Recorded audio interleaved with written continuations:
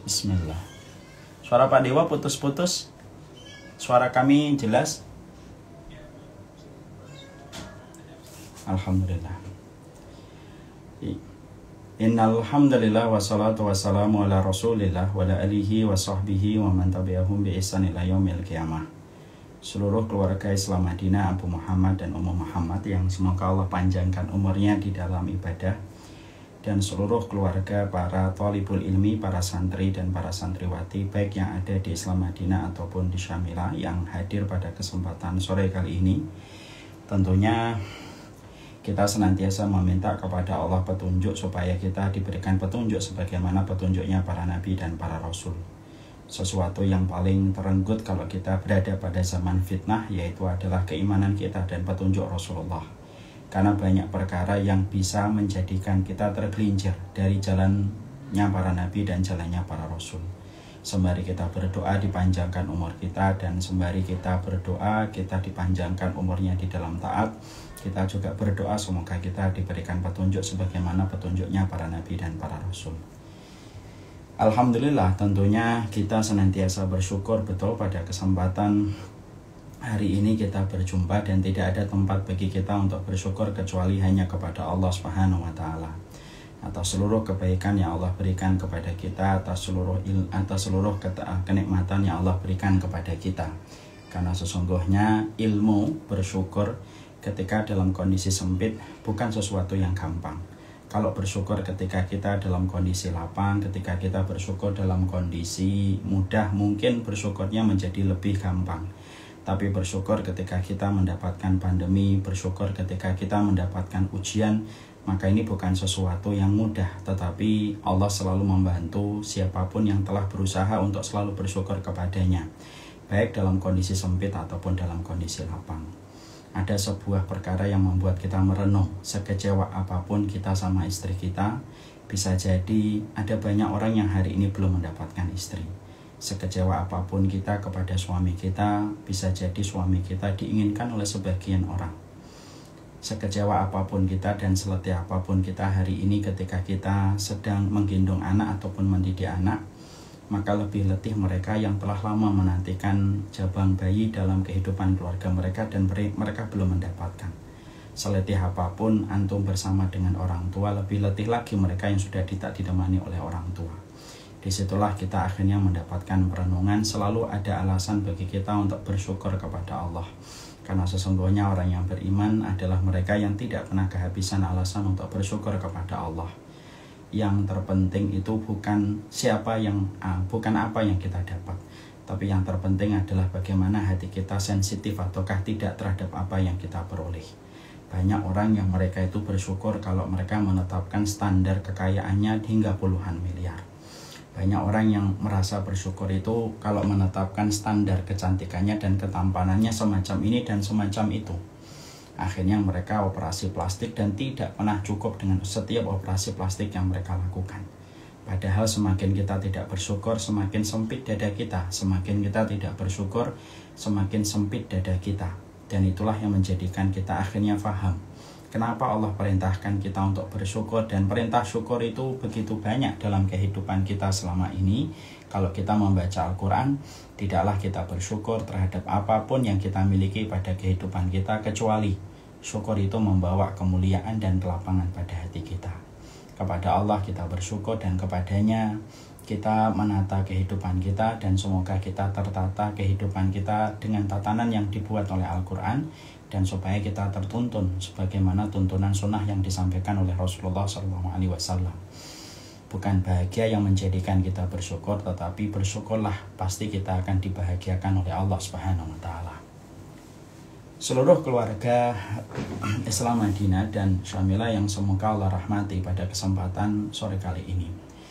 Sebelum kita melangkah pada pembahasan kitab At-Tadhkirah, tentunya kita perlu sebuah motivasi yang harus kita ketahui dan harus kita mengerti kenapa kita ingin sekali mempelajari kitab At-Tadhkirah.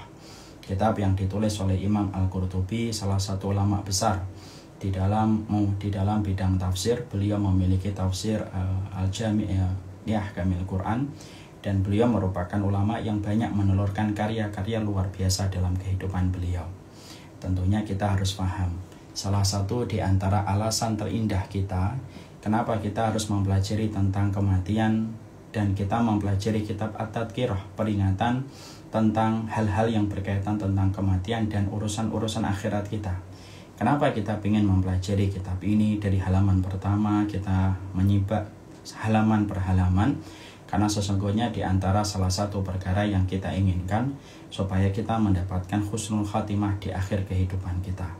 Tidaklah kita berdoa kecuali sebaik-baik umur adalah umur ketika kita meninggal dunia.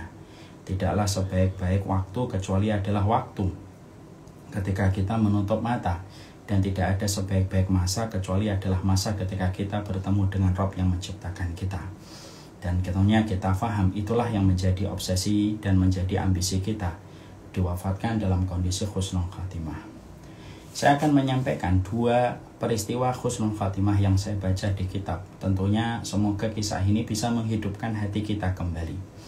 Yaitu adalah ketika kita pernah mendapati ada salah satu syekh yang cukup terkenal. Syekh ini banyak berinteraksi pada keilmuan Al-Quran, baik dalam ilmunya, tafsirnya, makharijul hurufnya, dan qiraatnya. Beliau terkenal sekali sebagai ulama yang memiliki harisma dan memiliki keilmuan dalam bidang qiraat. Beliau banyak menghabiskan waktunya untuk mengajar supaya orang itu benar di dalam pengucapan huruf-huruf Al-Quran. Dan sepanjang hidupnya dia menghabiskan waktunya untuk itu. Sampai kemudian akhirnya Masya Allah, Allah memberikan kepada beliau ujian. Beliau terkena ujian pada sesuatu yang paling berharga dalam kehidupan beliau. Pita suaranya putus sehingga beliau tidak bisa mengeluarkan suara. Ketika diuji oleh Allah, diuji pada sesuatu yang paling beliau inginkan, ternyata beliau tetap bersabar, beliau tetap mengajar dan beliau tidak pernah kurang untuk kemudian selalu mengajar. Walaupun beliau ketika mengajar, beliau menggunakan isyarat. Kalau benar dengan isyarat begini, kalau ada muridnya yang salah, memberikan isyarat supaya muridnya mengulangi. Dan itu dilakukan oleh beliau selama 7 tahun. Tapi Masya Allah pada akhir 7 tahun itu tiba-tiba beliau sakit lebih buruk lagi dan akhirnya dilarikan ke rumah sakit. Ketika seluruh para dokter, kemudian tenaga kesehatan mencoba untuk memberikan kesehatan kembali kepada beliau dengan izin Allah, ternyata tiba-tiba ada satu peristiwa yang tidak pernah dijelaskan secara medis.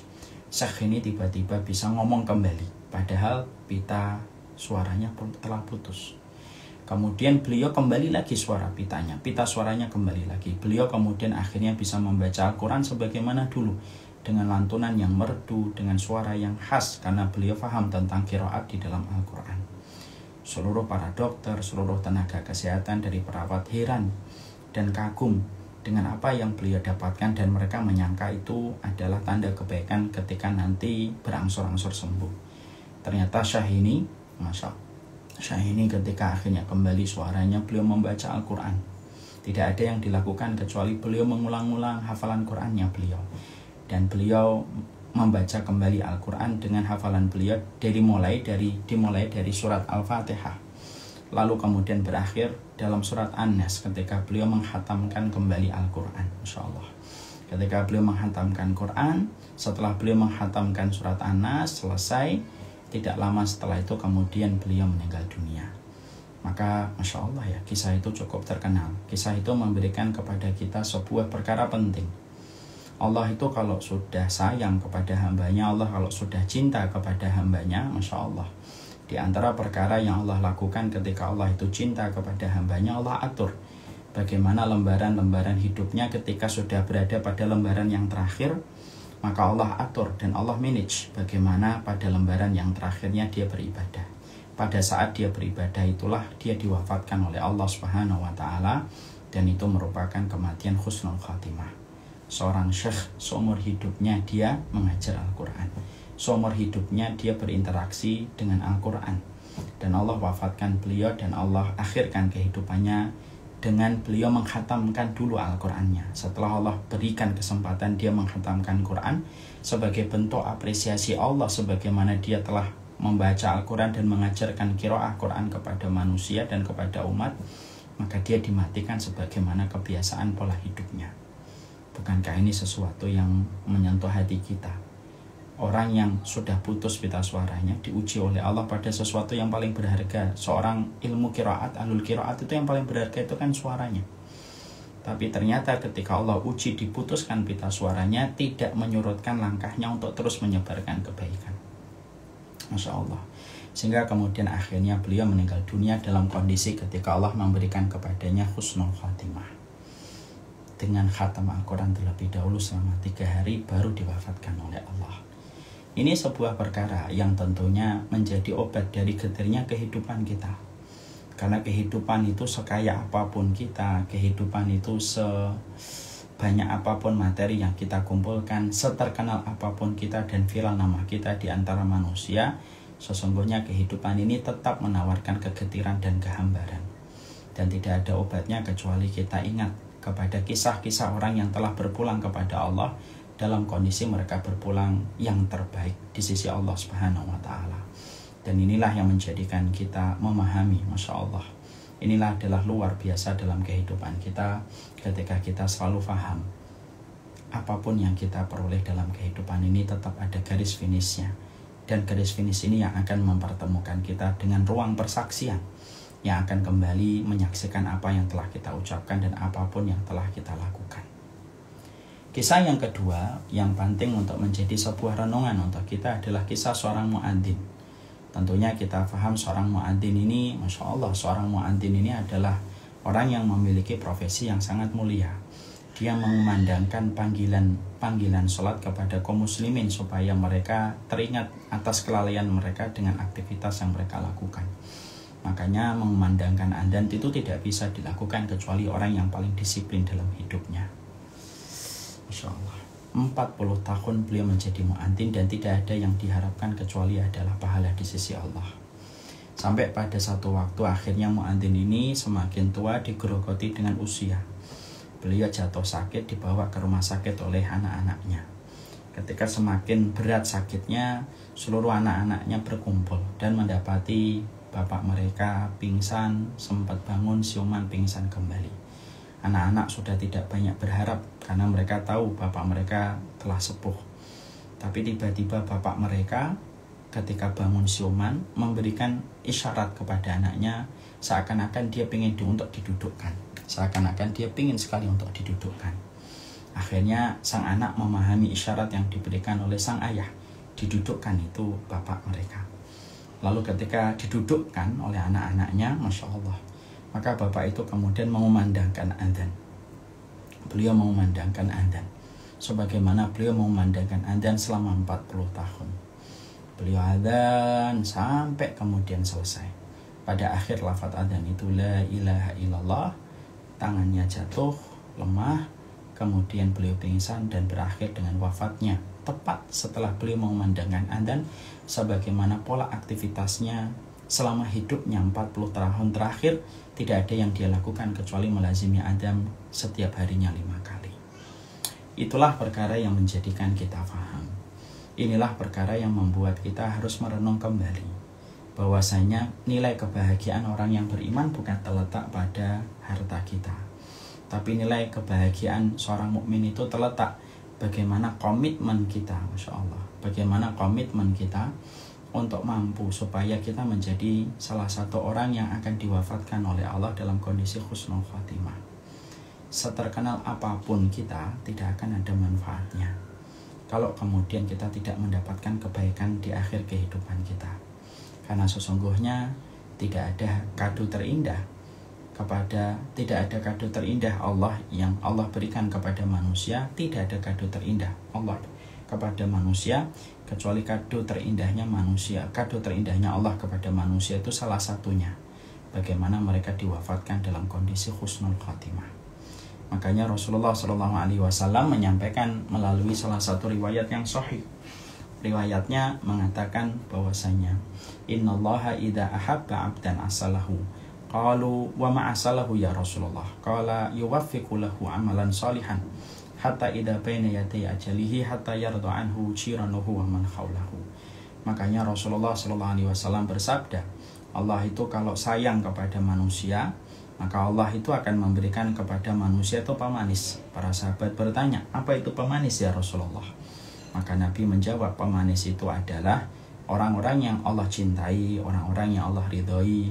Ketika mereka itu akan meninggal dunia, maka Allah kemudian jadikan lembaran terakhirnya pada kehidupan, disibukkan dia dalam ketaatan. Ketika orang itu sedang melakukan ketaatan, pada lembaran terakhir kisah hidupnya, pada saat itulah dirobek lembaran itu ketika dia diwafatkan dalam kondisi sedang beribadah. Nah, itulah yang menjadikan dia meninggal dunia dalam kondisi husnul khatimah. Nah, inilah yang menjadikan saya menyampaikan dua kisah ini sebenarnya adalah sebuah perkara yang menjadikan kita supaya kita merenungkan bagaimana akhir kehidupan kita. Bahwasanya inilah yang menjadikan kita faham kenapa kita membahas kitab At-Tadhkirah bersama dengan seluruh para peserta pada kesempatan sore kali ini. Tidaklah kita mempelajari kitab At-Tadhkirah bukan untuk mendapatkan ijazah, bukan untuk mendapatkan IP yang tinggi, bukan untuk mendapatkan circling yang kemudian ideal untuk meraih bisnis, bukan itu.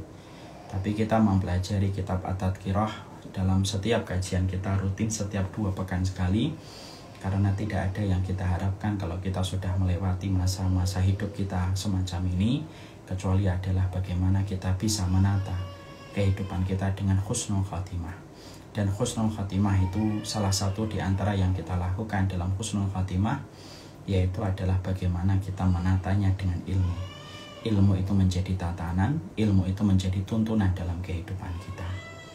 Moga-moga dengan apa yang kita lakukan, moga-moga dengan apa yang kita kerjakan, dengan kita menggali dan kita mengkaji kitab At-Tadhkirah, mendekatkan kita kepada husnul khatimah. Dan alhamdulillah kalau sampai betul-betul menjadikan kita mendapatkan husnul khatimah. Kalau mendapatkan itu Masya Allah, tidak ada ucapan bagi kita bersyukur kecuali hanya kepada Allah Subhanahu wa Ta'ala. Nah, itulah yang kita harus pahami. Sekarang mari kemudian kita membahas.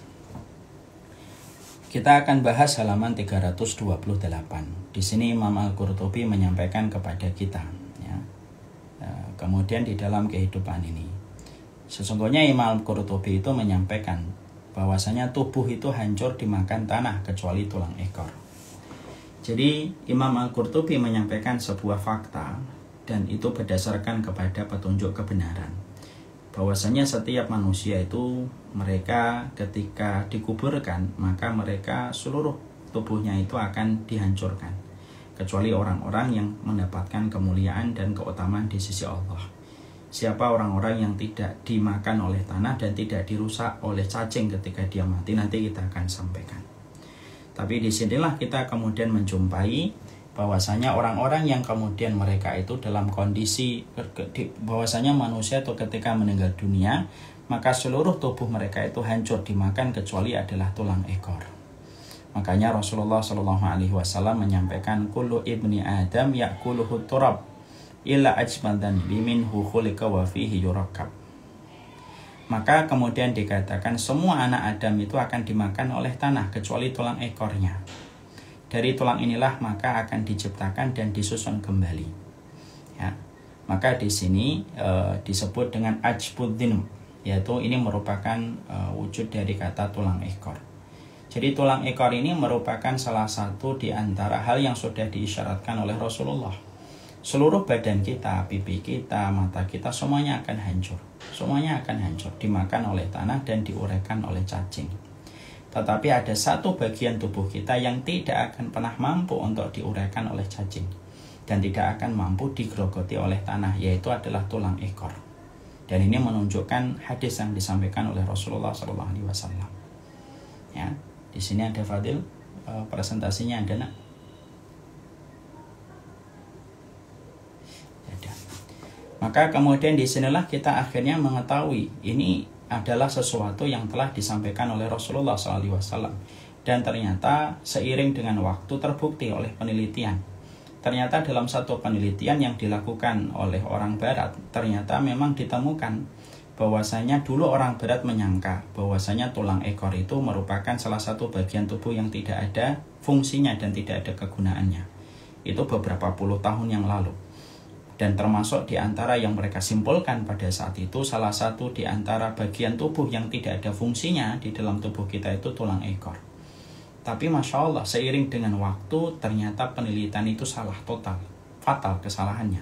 Ternyata kemudian salah satu ilmuwan itu memberikan sebuah statement dari sebuah penelitian bahwasanya ternyata tulang ekor itu merupakan salah satu bagian dari tubuh yang tidak rusak. Makanya Allah itu menciptakan kita bermula dari tulang ekor itu, dan disitulah nanti akan dirangkai kembali. Makanya ketika tulang ekor diadakan penelitian, disuntikkan pada embrio yang lainnya, kemudian dia bisa menjadi janin. Itu kurang lebihnya penelitian yang semacam itu. Dan itu menunjukkan kepada kita, Masya Allah, itu menunjukkan kepada kita bahwasanya kabar-kabar yang datang dari Nabi seiring dengan waktu, maka penelitian itu membuktikan satu persatu dari apa yang disampaikan oleh Rasulullah. Walaupun penelitian itu sebelumnya mereka mengatakan penelitiannya adalah tulang ekor itu termasuk salah satu anggota tubuh yang tidak ada fungsinya, dan ternyata mereka memiliki kesalahan. Itulah penelitian. Penelitian manusia itu cenderung relatif karena otaknya manusia itu berkembang sesuai dengan kemampuan dan teknologi yang bisa membantu mereka menyingkap satu ilmu yang tidak mereka ketahui sebelumnya. Inilah enaknya jadi orang yang beriman. Orang yang beriman itu orang yang terdepan selama dia yakin kepada apapun yang disampaikan oleh kitabullah dan sunnah. Karena apapun yang disampaikan oleh Allah dan Rasulnya, selama kita mengerti ayatnya persis dengan apa yang disampaikan Nabi, dan kita mengerti hadisnya selama itu hadis sahih, pasti itu akan benar adanya dan tidak perlu bagi kita khawatir. Makanya ilmu pengetahuan itu bongkar pasang. Itulah ilmu pengetahuan. Dia bongkar pasang. Beda dengan hadis. Beda dengan kebenaran yang merujuk kepada kitabullah dan hadis-hadis yang sahih. Kebenaran yang ditentukan oleh kitabullah dan sunnah itu tidak pernah bongkar pasang. Ya, dia tetap berdiri kokoh walaupun mungkin setiap orang menghujat, membuli ketika akalnya belum nyampe dengan apa yang disampaikan oleh kitabullah dan sunnah. Maka sesungguhnya kitabullah dan sunnah itu tetap berdiri dan tetap kokoh walaupun seluruh manusia mungkin menghujatnya dan mencela petunjuk itu. Makanya orang beriman itu jangan sampai ragu kepada referensi yang ada di dalam kitabullah, dan ini merupakan bahasa iman. Dan fungsinya iman itu menjangkau apa yang tidak bisa dijangkau oleh akal. Ini perkara yang kita harus mengerti. Makanya Masya Allah, kalau saya membaca tentang penelitian tulang ekor, ternyata orang barat pernah salah, fatal. Mereka pernah dalam penelitian mereka mengkategorikan tulang ekor itu termasuk salah satu bagian tubuh yang tidak ada fungsinya. Dan ternyata tidak lama setelah itu terbukti penelitian itu salah. Dan ternyata tulang ekor itu merekam semuanya, dan tulang ekor itu Masya Allah, dia memiliki keistimewaan yang luar biasa yang tidak sama dengan anggota-anggota tubuh yang lainnya. Anggota tubuh yang lainnya bisa rusak, tapi tulang ekor itu bertahan. Dan itulah yang disampaikan oleh Rasulullah SAW. Makanya Masya Allah, ya, sedikit agak keluar dari pembahasan kita. Makanya Masya Allah, kalau kita harus paham ya, kalau kita mendapatkan penelitian itu jangan ditelan mentah-mentah, lalu kita tidak verifikasi sesuai dengan kitabullah dan sunnah. Karena alat untuk memverifikasi benar atau salah itu yang kembalinya kepada kitabullah dan sunnah. Banyak kaum muslimin hari ini, karena mungkin kita bangsa yang kalah ya, biasanya bangsa yang kalah itu fitrahnya itu membiyo kepada bangsa yang menjadi pemenang. Karena kita sedang dalam kondisi mungkin di bawah gitu ya. Karena kondisi kaum muslimin yang bukan Islam ya, Islamnya tetap mulia. Maka akhirnya banyak orang yang mereka itu membio apa saja. Padahal disitulah kita mendapati bahwasanya penelitian itu pada dasarnya tidak boleh ditelan mentah-mentah. Makanya disinilah kemudian disampaikan oleh Imam Al-Qurtubi bahwasanya tubuh itu hancur dimakan oleh tanah, kecuali yang akan bertahan itu adalah tulang ekor. Dan Rasulullah SAW itu menyampaikan sebagaimana di dalam hadis yang sahih, dalam riwayatnya sahih Muslim. Berarti hadisnya ini sahih. Tulang ekor sendiri itu sebagaimana biji sawi. Saya sudah mengumpulkan gambarnya. Qadarullah, saya sore ini tidak bisa ke studio, jadi nggak bisa memperlihatkan. Yaitu bentuk dari tulang ekor itu. Dia sebagaimana kayak biji sawi, persis sebagaimana yang dikatakan oleh Rasulullah. Makanya kemudian Rasulullah SAW menyampaikan di sini, dan darinya kamu sekalian akan diciptakan kembali oleh Allah. Nah, ini menunjukkan kepada kita bahwasanya tulang ekor itu merupakan salah satu keniscayaan yang pastinya kita akan dapatkan bahwasanya dari situlah kita akan diciptakan kembali, dan itu mudah bagi Allah menciptakan kembali. Makanya Masya Allah ya, dengan kita mendapati riwayat ini kita belajar banyak hal. Satu, ternyata penelitian itu tetap di belakang kebenaran mutlak yang disampaikan oleh Allah dan Rasulnya. Kemudian yang kedua, dari sinilah kita paham Masya Allah ya, bahwasanya ketika kita dari tulang ekor itu, akhirnya kemudian kita mengetahui dari tulang ekor itu, kita akhirnya beriman betul bahwasanya mudah bagi Allah untuk menciptakan kembali. Makanya ini sentilan bagi orang-orang yang mereka itu memiliki satu paham YOLO, you only live once gitu ya. Ada paham yang cukup banyak sekarang digandrungi sama anak muda, you only live once, kamu ini hidup sekali. Orang kalau berpikiran hidup itu sekali, Masya Allah ya, kalau pas hidupnya dia dapat kebahagiaan, dapat kelapangan materi. Kalau enggak, kasihan banget. Karena kemudian kehidupan orang yang mengimani bahwasanya hidup sekali itu pasti stres. Karena apa? Dia tidak tahu kebaikan yang dia lakukan itu akan berakhir dengan apa. Karena dia tidak tahu ada kehidupan berikutnya. Kalau dia berbuat jahat, ada orang yang berbuat jahat kepadanya, dia tidak tahu kapan akan menaruh harapan dan asa supaya kejahatan itu bisa dibalaskan secara adil. Makanya orang yang mereka itu mengatakan hidup itu hanya sekali, itu pada dasarnya satu waktu dia pasti akan kebingungan dengan konsep itu. Karena sangat tidak mungkin Allah itu tidak memberikan kepada kita kehidupan kembali setelah kehidupan kita di dunia. Karena apa? Karena sesungguhnya kematian itu yang disusul dengan kehidupan kita kembali di alam barzakh dan disusul dengan kehidupan kita di alam akhirat, itu menunjukkan keadilan Allah. Ya, karena sesungguhnya yang berbuat zalim akan mendapatkan balasan, orang yang terzalimi juga akan mendapatkan keadilan. Orang yang miskin ketika di dunia, kalau dia sabar akan mendapatkan panen dari semua kesabarannya ketika dia ditakdirkan miskin. Orang yang kaya raya, maka mereka pun kemudian akan diberikan sesuai dengan kebaikan yang dia lakukan di dalam hidupnya. Itulah yang menjadikan kita yakin betul, sangat mustahil, impossible untuk mengatakan bahwasanya kehidupan di dunia ini hanyalah sekali. Ya, banyak orang yang mencoba menolak fitrahnya, tidak bisa. Orang yang mengatakan bahwasanya gandrung, bahwasanya hidup itu hanya sekali, tidak mungkin hidup itu sekali. Sangat mustahil memahami hidup itu sekali itu secara logika, rasionalitas, secara akal, semuanya tidak masuk. Kecuali adalah orang-orang yang berpikiran dengan faham semacam itu, adalah orang yang mereka dikuasai oleh hawa nafsunya. Mereka ingin meluaskan hawa nafsunya dan telah menjadikan hawa nafsunya Tuhan. Artinya Tuhan di sini itu apa? Yaitu dituruti secara terus menerus, lalu merasa bahwasanya apapun yang dia lakukan itu tidak akan ada akibatnya dan tidak ada konsekuensinya. Padahal Allah menciptakan segala sesuatu pasti ada konsekuensinya. Nah, disinilah kita belajar dari tulang ekor yang kita miliki. Tulang ekor itulah nanti kita diciptakan kembali oleh Allah, dihidupkan kembali oleh Allah. Sebagaimana Allah itu menciptakan kita dari tanah, maka mudah bagi Allah untuk menciptakan kita kembali dan menjadikan kita kembali, dan itu gampang bagi Allah dan tidak perlu kita ragu bahwasanya Allah mampu untuk mempersatukan kita kembali dan menjadi bentuk manusia kembali. Tentunya fisik kita nanti ketika kita di alam akhirat tentunya tidak sama dengan fisik kita ketika kita dalam kehidupan di dunia, itu nggak sama.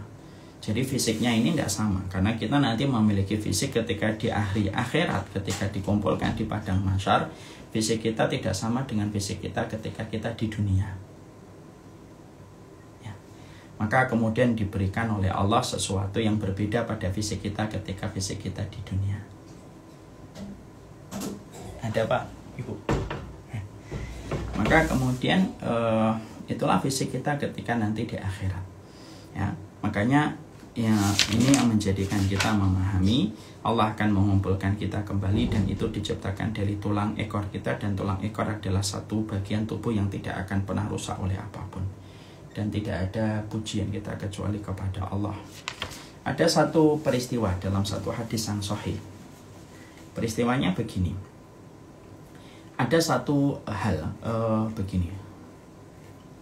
Ada seseorang yang dia itu merasa dia melakukan banyak dosa. Lalu kemudian dia ketika merasa sudah dekat dengan ajalnya, maka dia berwasiat kepada keluarganya, nanti kalau saya mati tolong dibakar ya, dikremasi saya. padahal dia seorang muslim. Tolong dikremasi saya. Setelah nanti dikremasi, bawa abu saya ke tengah lautan. Setelah dibawa ke tengah lautan, maka taburkanlah abunya itu ke seluruh penjuru lautan. Kenapa kamu berwasiat semacam itu? Maka orang ini kemudian berkata, ya, supaya Allah tidak bisa mengembalikan saya karena saya telah banyak melakukan dosa. Beliau kemudian telah meninggal. Ketika betul-betul telah meninggal, abunya juga disebar di tengah lautan. Dalam sekejap setelah mati, dikumpulkan lagi oleh Allah. Lalu Allah bertanya sama dia, kenapa kamu memberikan wasiat semacam itu? Apakah kamu menyaksikan aku tidak mampu mengumpulkan dari seluruh yang kamu miliki, walaupun kamu telah menjadi abu dan ditebarkan di lautan? Kemudian dia berkata, enggak ya Allah. Kenapa kamu melakukan itu? Kata Allah, aku tidaklah melakukan ini kecuali karena takutku kepada adab-Mu ya Allah. Maka akhirnya Allah mengampuni. Nah ini jangan dicontoh ya, jangan nanti contoh saya dibakar aja kayak orang itu supaya nanti diampuni oleh Allah. Enggak, bukan itu, karena kalau kita sampai dibakar tentunya ini merupakan dosa besar. Tapi Masya Allah, disinilah kemudian kita mendapati satu pelajaran. Sampai ketika kita dibakar sekalipun, dikremasi, sampai akhirnya kita menjadi abu, lalu disebar abunya di 4 penjuru dunia yang berjauhan, yang satu di kutub utara, yang satu di kutub selatan, yang satu di ujung timur, yang satu di ujung barat, dan utara dan selatan, itu abunya disebar. Itu kecil bagi Allah untuk mengumpulkan. Karena yang menciptakan kita dari tiada itu lebih mampu untuk menciptakan kita yang pernah ada. Saya ulang kembali. Karena zat yang pernah menciptakan kita dari tiada itu lebih mudah baginya untuk menciptakan kita yang asalnya, yang sebelumnya ada. Kita ini kan pernah ada. Kalau dulunya kita nggak ada, mudah bagi Allah untuk menciptakan kita. Maka mudah bagi Allah untuk kemudian mengumpulkan kita kembali yang dulu ketika hidup di dunia itu ada. Ya, jangan dikira nanti kalau dipotong-potong, yang satu dilempar ke sana, nanti susah mengumpulkannya. Kan itu kadang-kadang kita sering jumpai kayak gitu. Banyak orang yang kadang-kadang bercanda dalam persoalan-persoalan perkara-perkara gaib. Ya, dalam perkara-perkara gaib. Lalu kemudian dia berkata, oh nanti kalau kita sebar nanti nggak ngerti. Jangan bercanda dalam perkara gaib. Karena apa? Karena disinilah kita paham. Kalau Allah itu gampang menciptakan kita yang asalnya tiada, lebih gampang bagi Allah untuk membangkitkan kita yang asalnya ada. Dan itu kecil bagi Allah. Dan itulah yang menjadi sebuah pelajaran besar dalam kehidupan kita. Pelajaran besar dalam kehidupan kita adalah dari tulang ekor kita belajar tentang penelitian orang barat yang salah dan akhirnya diperbaiki. Dari tulang ekor kita belajar, tidak mungkin hidup itu hanya sekali. Karena Allah pasti menciptakan kehidupan kita kembali untuk menegakkan keadilan-keadilan yang Allah miliki dalam kehidupan manusia. Coba kalau tidak ada kematian dan tidak ada kehidupan setelah kematian. Makanya setiap manusia akhirnya pupus harapan kalau dia tertolimi sepanjang hidupnya. Kalau dia dibuli, dia tidak akan mendapatkan harapan untuk meraih keadilan. Karena dia tidak ada kehidupan setelah kematian. Kalau dia ditipu, kalau dia disiksa, dia tidak ada lagi harapan. Kalau kemudian kehidupan itu hanya sekali. Tapi dari tulang ekor kita belajar. Keadilan itu Allah ciptakan. Dari kita belajar melalui proses.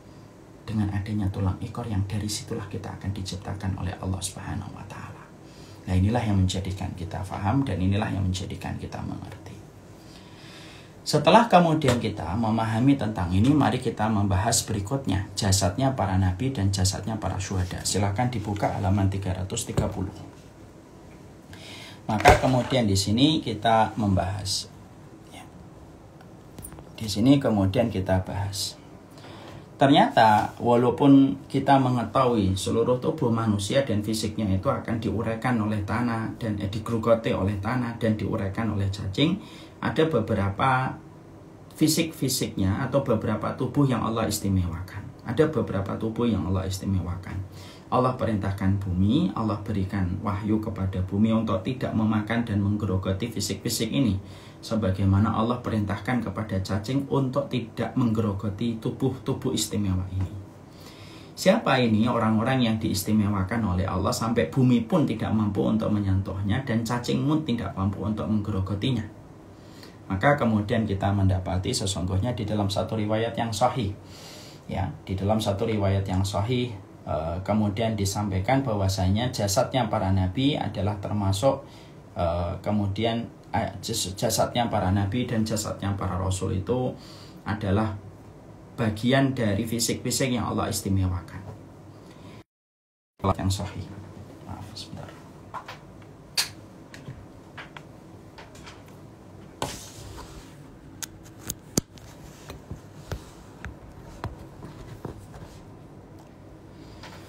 Maka kemudian didapatkan di dalam satu riwayat yang sahih bahwasanya Rasulullah Shallallahu Alaihi Wasallam itu ketika disampaikan pada salah satu riwayat, ya, disampaikan pada salah satu riwayat itu dijelaskan.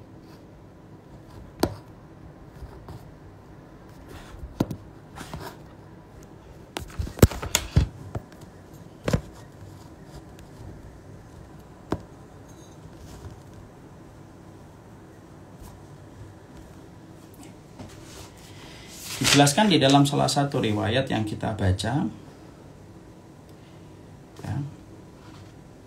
Dalam salah satu riwayat yang sahih itu Rasulullah Shallallahu Alaihi Wasallam menyampaikan, berselawatlah kalian kepadaku, walaupun sesungguhnya Rasulullah Shallallahu Alaihi Wasallam berselawatlah kalian itu kepadaku, karena sesungguhnya selawat kalian akan diperlihatkan kepadamu.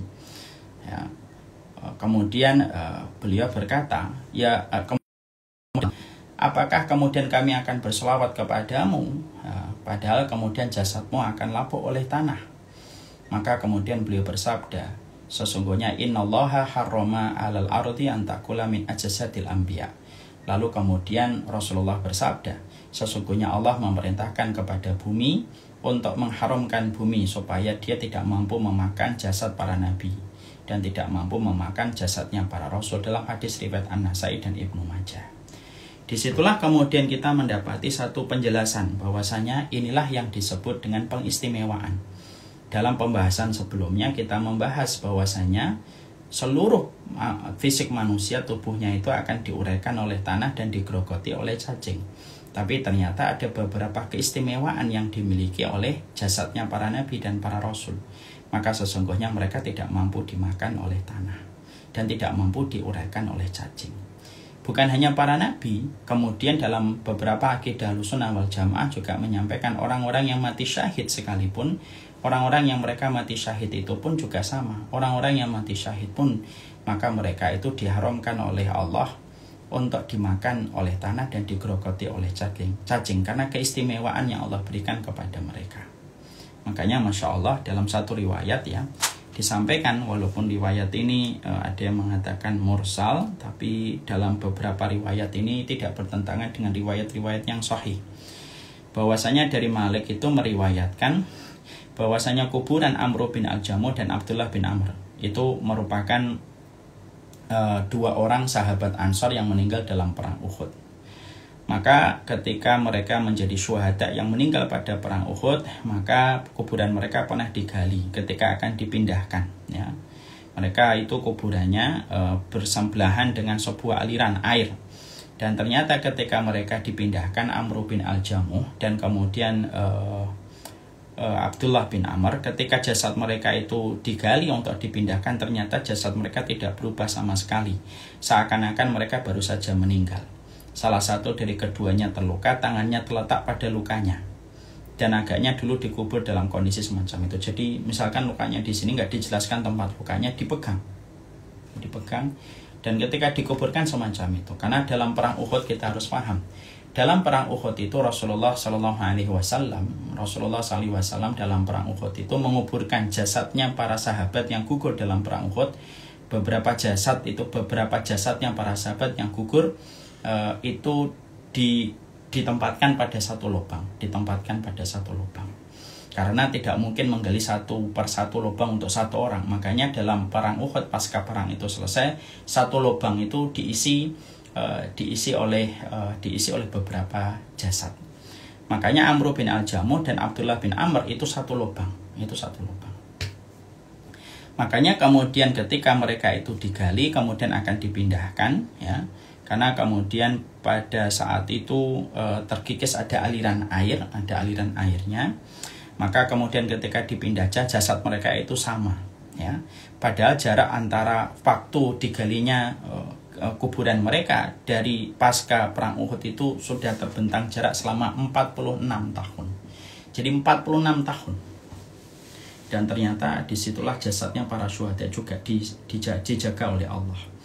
Makanya kita mendapati dalam surat Ali Imran ayat ke-169, wala tahsabannal ladzina qutilu fi sabilillahi amwat bal ahya'un inda rabbihim yurzaqun. Makanya kita mendapati dalam salah satu riwayat, jangan kamu mengira orang yang terbunuh di jalan Allah itu mati, tetapi sesungguhnya mereka itu hidup di sisi Allah dalam kondisi dikasih rezeki oleh Allah. Dan itu dalil yang dipakai oleh ulama-ulama Ahlussunnah, bahwasanya jasadnya para syuhada itu adalah jasad yang mereka itu masih dijaga oleh Allah. Karena tidak ada tetesan darah yang paling Allah cintai kecuali tetesan darah orang yang menegakkan kalimat Allah. Ya. Kalau tetesan seorang mujahid saja, tetesan air matanya itu bisa memadamkan api neraka, dan kita paham ya, api neraka itu tidak berkutik dan tidak berdaya kalau menghadapi tetesannya para mujahid ketika sedang berjaga-jaga di jalan Allah. Kalau air matanya saja bisa menaklukkan bengisnya api neraka, dan api neraka tidak berkutik di depan kedua air mata. Satu, air mata yang jatuh karena takutnya orang itu kepada Allah. Yang kedua disebabkan yaitu adalah air mata yang jatuh disebabkan dia berjaga-jaga di jalan Allah. Disitulah kita mengambil sebuah analogi, kias aula. Kalau tetesan air matanya saja menjadikan api neraka itu ketika head to head dengan tetesan air mata, Masya Allah, ternyata kemudian tidak mampu untuk menyiksa orang yang meneteskan air mata ketika berjaga-jaga, apalagi darahnya. Makanya sampai kita mendapati Rasulullah SAW menyampaikan, darwatu sanamil Islam, sesungguhnya puncak amalan Islam itu adalah ketika kita berjihad di jalan Allah. Makanya kemudian kita juga pernah menyaksikan, kan, saya pernah memberikan sebuah video dalam beberapa kajian kita 2 bulan yang lalu atau 3 bulan yang lalu. Kita menyampaikan ketika terjadi banjir di kota Madinah, itu berakibat sampai di kuburannya syuhada Uhud.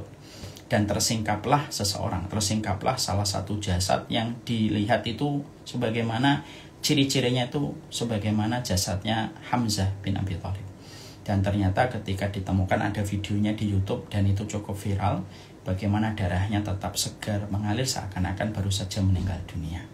Dan itu menunjukkan kepada kita, Masya Allah ya, disitulah kita faham, disitulah kita mengerti, darahnya para syuhada itu adalah salah satu di antara orang yang Allah istimewakan, dan mereka berkedudukan sebagaimana jasadnya para nabi yang tidak akan mampu dimakan oleh tanah dan tidak akan mampu digerogoti oleh cacing. Mari kita kemudian lanjutkan kembali. Maka kemudian ternyata di situ juga kita pernah mendapati, yaitu sekitar 50 tahun setelah perang Uhud pernah terjadi Muawiyah itu mengalirkan mata air yang ditemukan di Madinah di tengah wilayah pekuburan. Akhirnya menjadikan Muawiyah pada saat itu untuk memerintahkan orang-orang untuk memindahkan mayit yang dikubur di tempat itu. Peristiwa ini terjadi sekitar 50 tahun setelah perang Uhud.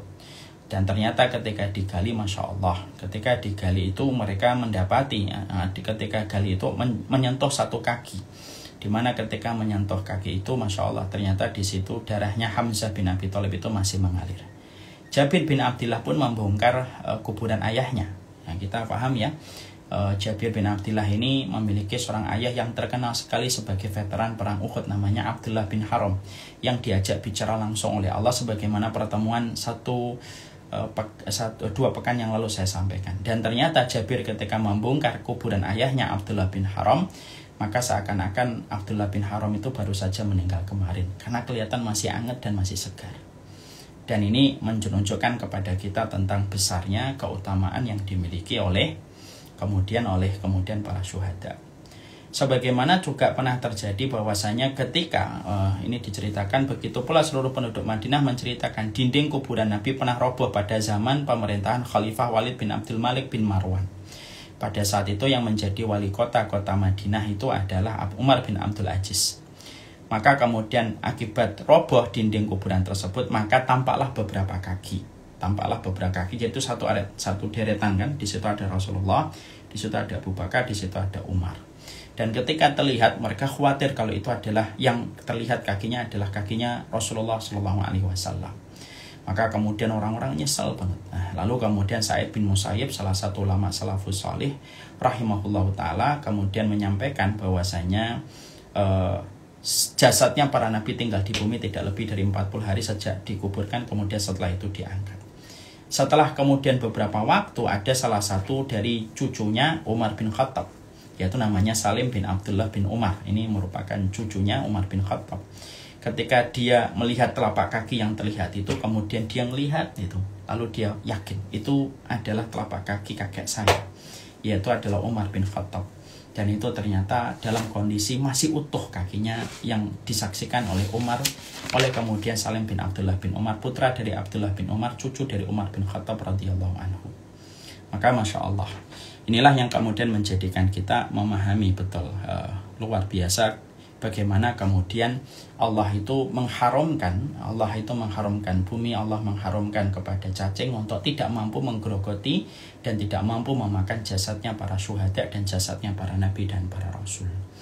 Maka inilah yang menjadikan kita akhirnya menambah keimanan kita, bahwasanya salah satu perkara besar yang kita harus pahami adalah itulah kemuliaan. Orang yang memuliakan Allah itu Allah muliakan. Ini pelajaran yang kita dapatkan. Apa sih pelajaran dari masalah bahwasanya bumi tidak mampu untuk memakan jasadnya para nabi dan para syuhada? Ada sebuah pelajaran besar. Pelajaran besarnya itu adalah sesungguhnya siapapun mereka yang telah memuliakan Allah dalam kehidupan mereka, menata keimanan, tidak pernah bosan untuk melakukan kebaikan dan kebenaran dalam hidupnya, maka Allah pun memuliakan mereka sampai matinya pun dijaga oleh Allah. Sampai tanah pun tidak mampu menggerogoti mereka, sampai cacing pun tidak mampu untuk mendekati tubuh mereka. Hidup itu kama tadinu tudanu. Kalau kata Rasulullah dalam salah satu riwayat yang sahih, kama tadinu tudanu, sebagaimana kamu memperlakukan, sebagaimana itu engkau diperlakukan. Ini kaidah umum. Artinya siapapun yang mereka itu memperlakukan, siapapun mereka yang memperlakukan Allah yang terbaik, maka Allah pun akan memperlakukan dia dengan yang terbaik. Dan ini perkara yang Masya Allah, ini memberikan sebuah tasjih, ini memberikan sebuah kekuatan. Berbuat ketaatan, melakukan kebaikan dalam kehidupan kita. Tidak ada yang sia-sia. Orang mukmin itu tidak mengenal kata sia-sia. Orang mukmin itu tidak mengenal kata percuma. Kata percuma itu hanya dikenal sama orang yang selalu menisbatkan apapun dengan materialisme dan uang. Itu mengenal kata percuma. Saya gini-gini bantu, ternyata nggak dapat apa-apa. Nah, itu kata percuma. Karena yang menjadi tujuannya adalah uang. Tapi bagi orang yang beriman sama Allah dan hari akhir, tidak ada kata percuma. Orang yang beriman sama Allah dan hari akhir itu tidak ada kata percuma. فَمَنْ يَعْمَلْ مِثْقَالَ ذَرَّةٍ خَيْرًا يَرَهُ. Barang siapa yang berbuat kebaikan, walaupun hanya seberat biji darah, maka sesungguhnya dia tidak akan pernah kecuali diperlihatkan kembali oleh Allah. Mana yang percuma? Gak ada yang percuma. Kan sering kan kita ini kalau berbuat kebaikan kadang-kadang mengatakan percuma saya. Ini kata-kata yang kadang-kadang tanpa kita sadari kata-kata ini diucapkan oleh seorang manusia dan ditunggangi oleh setan. Lalu kemudian kita mengatakan bahwasanya percuma. Tidak ada yang percuma. Makanya sampai kemudian kita jumpai, Masya Allah ya, yang kita jumpai adalah ketika para nabi adalah orang yang luar biasa dan para rasul adalah orang yang luar biasa melakukan ketaatan sepanjang hidupnya, maka Masya Allah, orang yang melakukan ketaatan yang luar biasa itu, maka Allah pun muliakan mereka. Allah perintahkan bumi tidak mampu memakannya. Allah perintahkan cacing untuk tidak mampu mendekati. Padahal fitrahnya bumi dan cacing itu menggerogoti setiap apapun yang ada di dalam perut bumi. Itu fitrahnya. Makanya Masya Allah,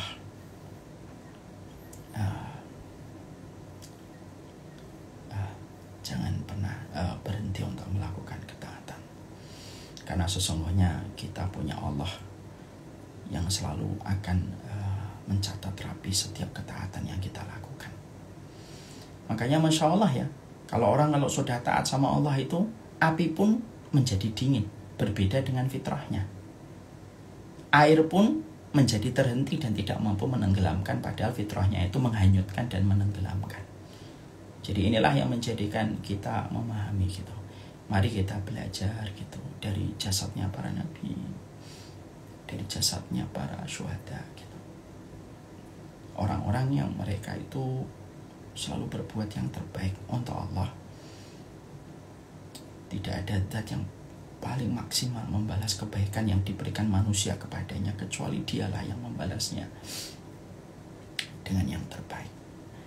Nah, inilah yang kita pahami tentang bagaimana kita memahami tentang jasadnya para nabi dan para syuhada yang mereka tidak akan mampu untuk digerogoti oleh tanah dan tidak mampu untuk dimakan oleh para cacing. Insya Allah ya.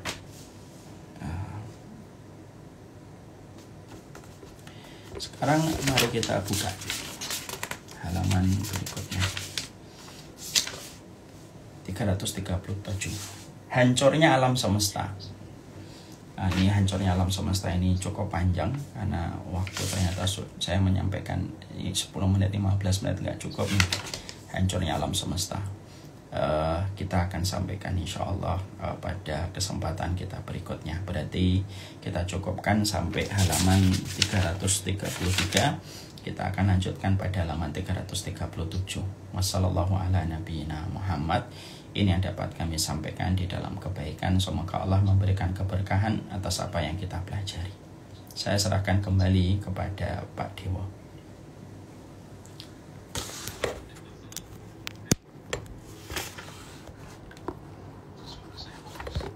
Bagus Pak Dewa, alhamdulillah.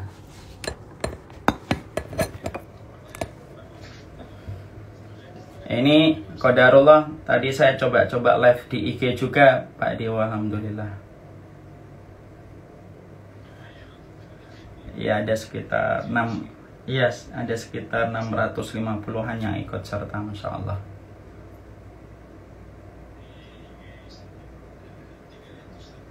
Masya Allah. Semoga Allah berkahi kita semuanya.